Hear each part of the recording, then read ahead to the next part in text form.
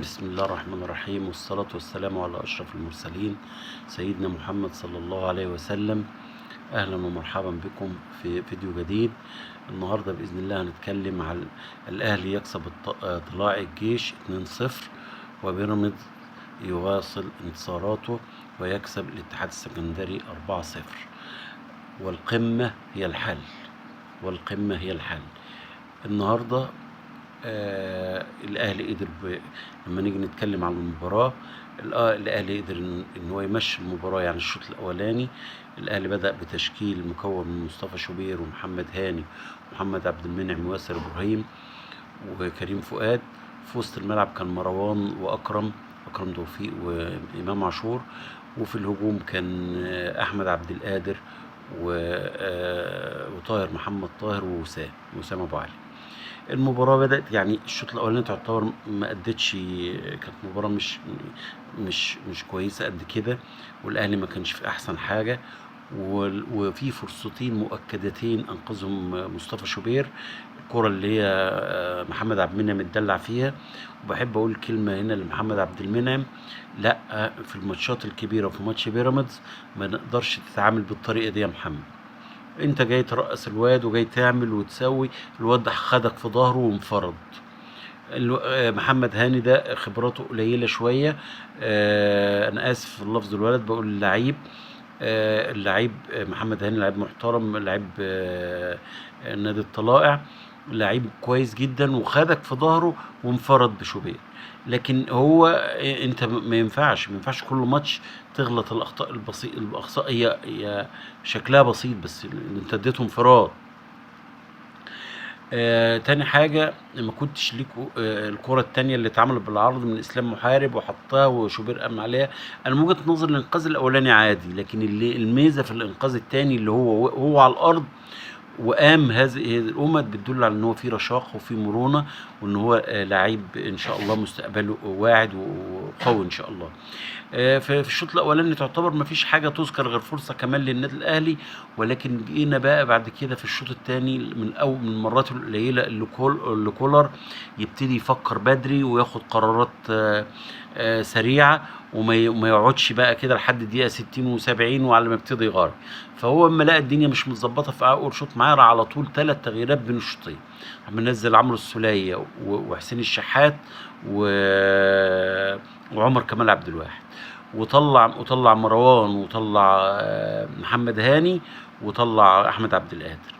التغيير ده كان ليه تغيير مفعول السحر.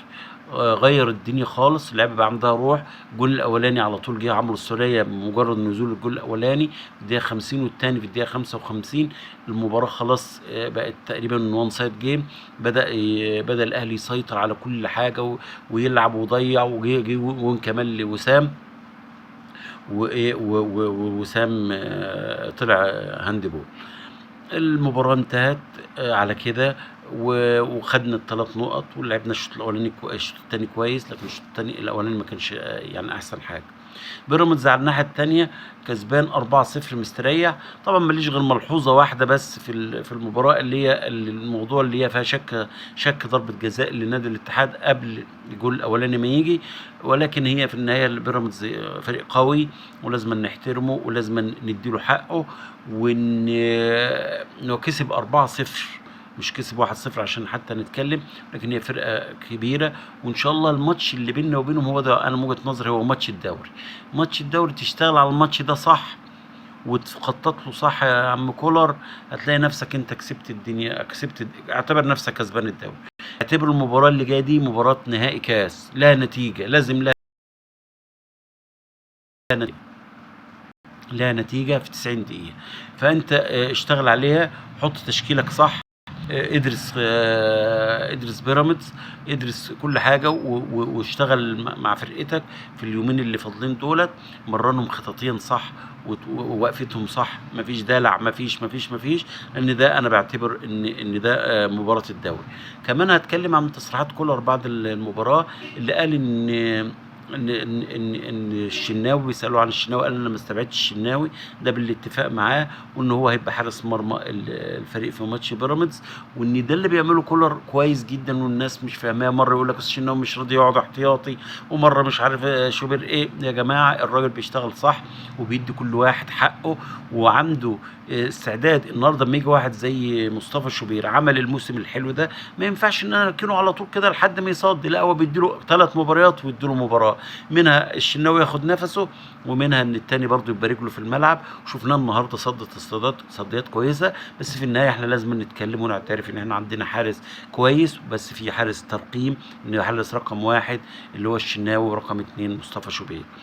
في حاجه تانية كمان انا هنوع عليها. انا امبارح كنت قلتها، ان قلت ان كريستو هيروح الوداد، ولكن هي كانت المفروض الرجاء. انا اسف وبعتذر عليها، ان المفروض ان هي هيروح الرجاء، تقريبا خلص. في جديد بقى ان في رضا سليم جاي له عقد برضه، عرضين من الرجاء ومن الوداد. بس المشكله ان المقابل المادي بتاعهم قليل، يعني عايزين يعملوا اعاره ب 200,000 دولار. طبعا الاهلي شاريهم غالي جدا، ولاعيب قوي. ما ينفعش ان انا اطلعه ب 200,000 دولار، يعني ده كلام فاضي. فان شاء الله باذن الله المباراه عدت على خير، وان شاء الله الاهلي يستعد كويس لنادي بيراميدز. والمباراه دي انا بعتبرها من وجهه نظري ان شاء الله باذن الله الاهلي يكسب، يعتبر بنسبه 70-80% كسب الدوري. بشكركم، واتمنى لكم ان شاء الله فرجه ممتعه. واذا كان في اي ملحوظه اكتبوها لي في الكومنتات. بشكركم، والسلام عليكم ورحمه الله وبركاته.